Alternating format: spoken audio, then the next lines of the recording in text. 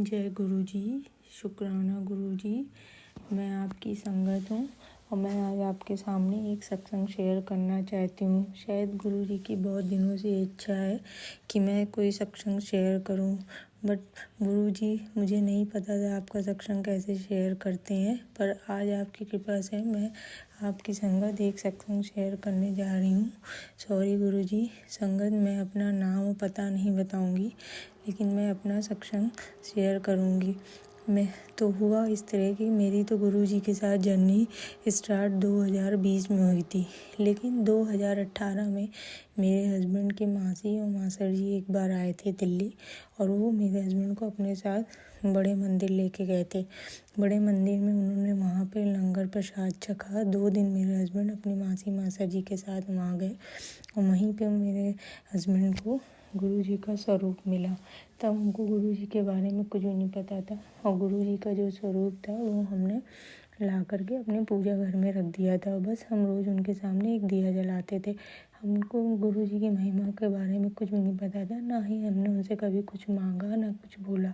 लेकिन गुरु जी का स्वरूप मेरे घर में आने के बाद ऐसी कृपा हुई कि मेरे हस्बैंड का विदेश जाने के लिए सिलेक्शन हो गया, और उनका 2 साल कोर्स चला।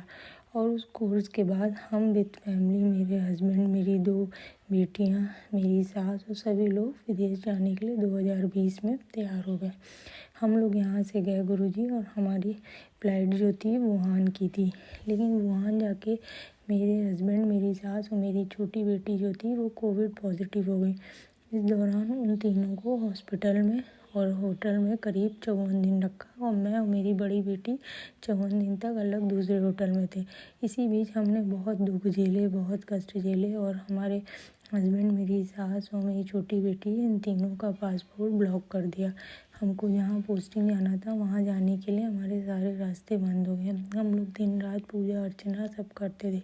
तभी एक दिन मेरी सास को उनकी बहन का फ़ोन आया और बोली कि दीदी आप गुरु जी की कड़ा प्रसाद मानो, पूजा अर्चना करो, गुरुवाणी का पाठ करो, और इस तरीके से आपके कष्ट जो हैं गुरु जी की कृपा से कम हो जाएंगे। तो मेरी सास ने मुझे भी फ़ोन में बताया कि बेटा तुम भी करो। तो हम लोग डेली अपना गुरु जी की महिमा, पूजा पाठ सब कुछ करने लगे।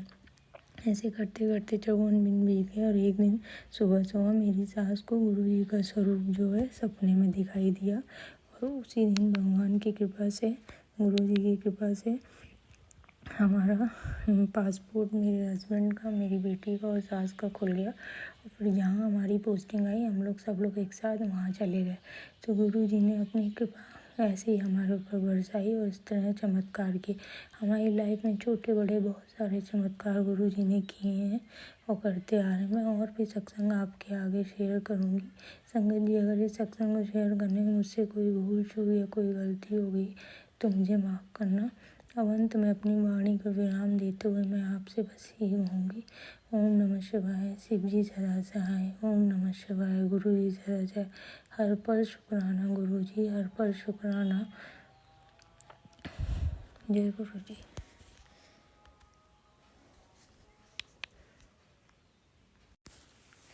जय गुरु जी।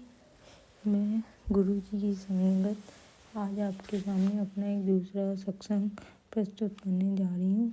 गुरु जी की इच्छा से, गुरु जी अभी मैंने 1 हफ्ते पहले ही अपना पहला सत्संग शेयर किया था, तो संगत जी ने बोला कि अभी कुछ दिन बाद मैं शेयर करूँगी, थोड़ा टाइम लगेगा। तो मैंने सोचा हाँ ठीक है, इतने सत्संग आते हैं, संगत जी लोगों को मैनेज करने में थोड़ी प्रॉब्लम होती होगी। लेकिन आज ही मेरे यूट्यूब पर गुरु जी का मैसेज फ्लैश किया कि पुत्र सत्संग शेयर कर तो तेरी प्रॉब्लम जो है वो सॉल्व होगी। तो मैंने पहले तो गुरु जी से यही बात बोली, गुरु जी सत्संग शेयर इसीलिए नहीं किया क्योंकि संगत जी को जल्दी जल्दी करूँगी तो उनको भी मैनेज करने में दिक्कत होगी। लेकिन फिर मैंने सोचा मेरे गुरु पापा का आदेश है, तो आज मैं एक छोटा सा सत्संग शेयर कर देती हूँ।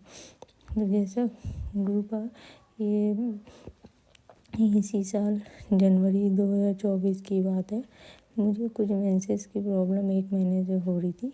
तो मेरा 1 महीने में 3 बार मुझे बार बार डेट आने लगी। तो मैंने अपने अंकल से बोला कि मुझे डॉक्टर को दिखा दो, तो वो मुझे एक बड़े हॉस्पिटल दिखाने ले गए।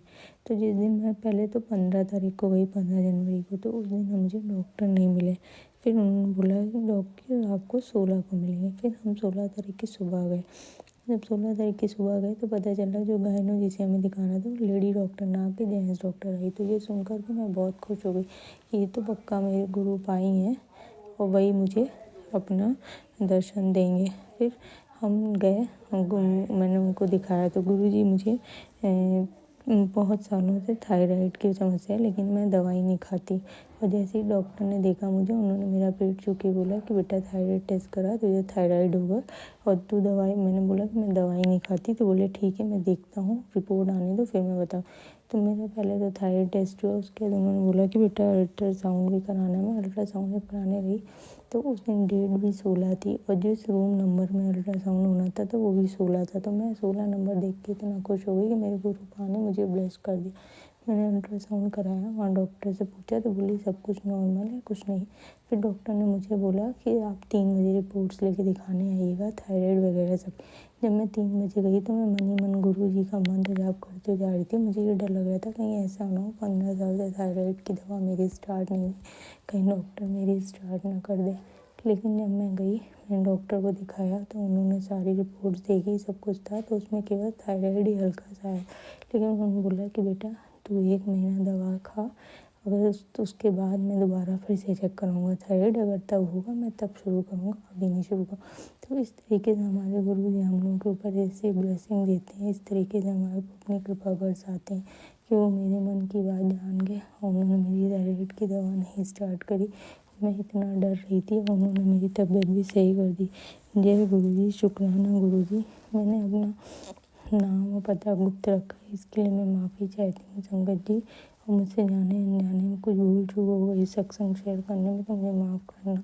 अंत में अपने शब्दों को विराम करते हुए गुरु जी का मंत्र जाप करूँगी। ओम नमः शिवाय, शिव जी सदा सहाय। ओम नमः शिवाय, गुरु जी सदा सहाय। जय गुरु जी।